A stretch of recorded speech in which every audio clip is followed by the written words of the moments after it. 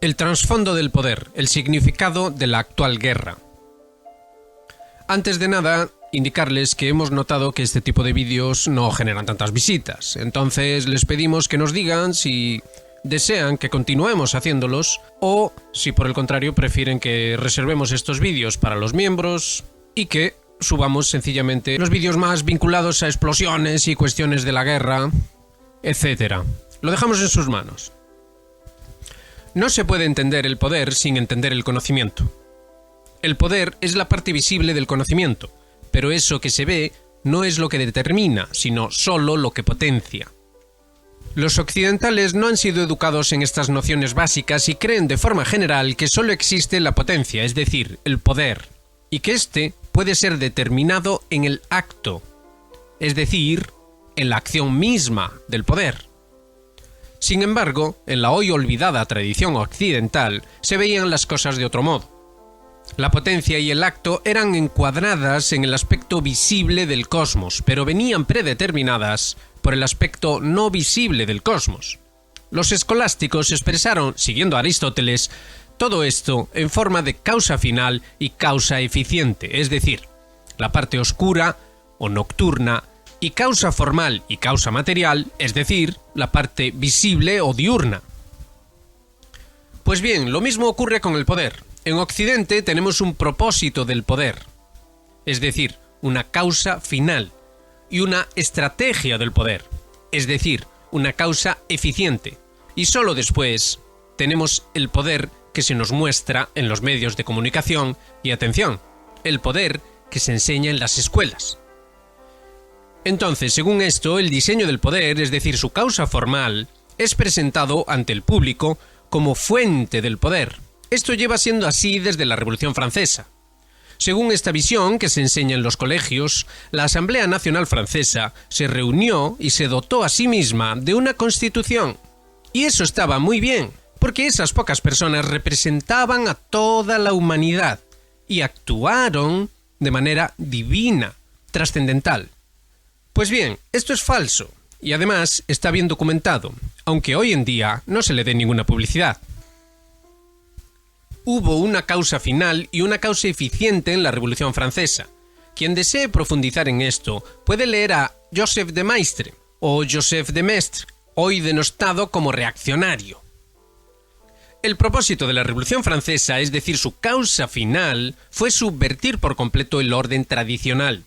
La razón de esto era la suposición de que el personalismo cristiano de fijación de la idea de trascendencia se consideraba erróneo. Es decir, se pensaba que la noción de trascendencia era no humana, pero en el sentido de apartada de toda posibilidad de conexión con el ser humano. Este es de hecho el origen del agnosticismo, y también hay que ver aquí la conexión protestante en torno a la doctrina de la justificación y la supresión del libre albedrío, como dijimos en otros vídeos.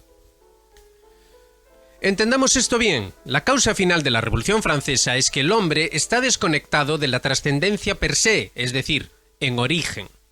Por lo tanto, no existe el libre albedrío y tampoco existe una legitimidad tradicional.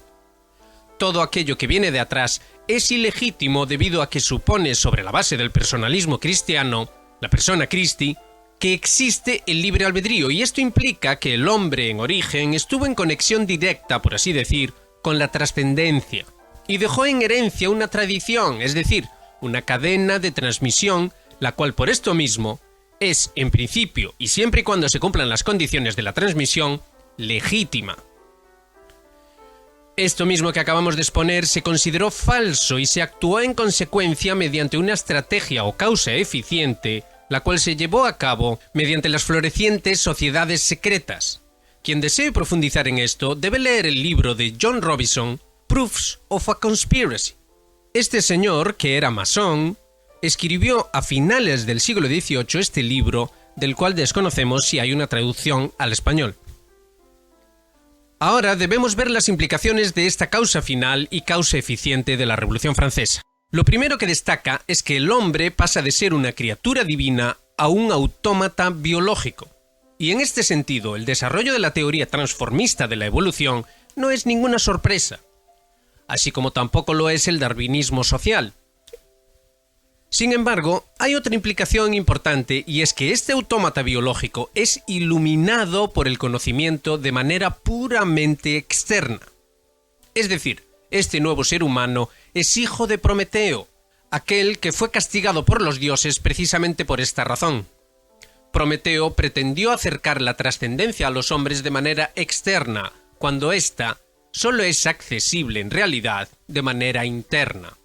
Atención a esto. La divinidad y la trascendencia mora en el interior de cada ser humano y pasa de la potencia al acto mediante el libre albedrío. Esa potencia está ahí desde el origen y se actualiza mediante un movimiento de la voluntad, la cual libremente elige desechar las ilusiones del mundo visible y abrazar por sí misma la causa final, y poner en práctica de este modo la causa eficiente. Haciendo esto, trae al mundo el reino de Dios, por usar el lenguaje evangélico. Pues bien, los creadores de la Revolución Francesa y del mundo occidental en el que vivimos pensaban de otro modo.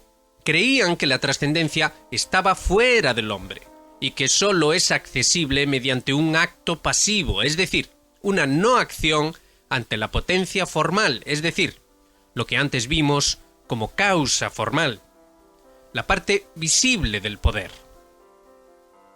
Atención, porque aquí está la clave de lo que Jesús reprochaba a los fariseos en el Evangelio. Los fariseos practicaban esta desviación dentro del ámbito de la religión o tradición judía. Además de esto, los creadores de la Revolución Francesa ven al hombre como causa material sin más. Dicho en lenguaje marxista, el hombre es un proletario, un autómata que no agradó a esa divinidad externa y separada, pero superior, y sin la cual no hay nada. Véase aquí la conexión con el pensamiento de Lutero y entiéndase que es así como se llega a la comprensión del elitismo occidental y de la consideración de las civilizaciones del mundo como esencialmente inferiores y no humanas o untermensch, por usar el término específico, de otra conexión clara de esta causa final con el poder visible que ha habido en el mundo desde la Revolución Francesa. Aquí está el origen mismo del imperialismo. Entonces el elegido no es el que elige, no es un ser humano cualquiera que toma la decisión libre y soberana de desechar las ilusiones del mundo y abraza por sí mismo la causa final y pone en práctica la causa eficiente.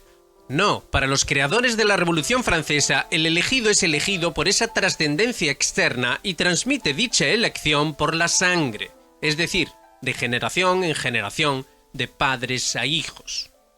Ahora ya es posible entender la Eucaristía cristiana. La sangre de Cristo no es esa sangre de los creadores de la Revolución Francesa, sino un símbolo del ser humano que elige la trascendencia y al hacerlo convierte el agua, la sugestión o ilusión del mundo, en vino, es decir, el conocimiento puro.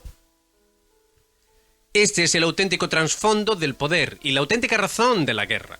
Los herederos de aquellos fariseos, de aquel Lutero, o quien estaba detrás de él, o de los creadores de la Revolución Francesa, pretenden traer el reino de Dios, es decir, la causa formal y la material, sobre la base que hemos expuesto aquí, a la tierra. Eso es el globalismo o las ideas de cierta agenda o de unos que se reúnen en cierto foro económico. Son las mismas ideas que inspiraron la Revolución Francesa y que han sido catalogadas por la tradición como contratradición. No es la antitradición marxista o comunista. Estos pensadores en concreto querían llevar las ideas de la Revolución Francesa por una tercera vía, por así decir, al rechazar los aspectos malos y perversos del mundo en el que vivían y que entendían eran originados en la tradición.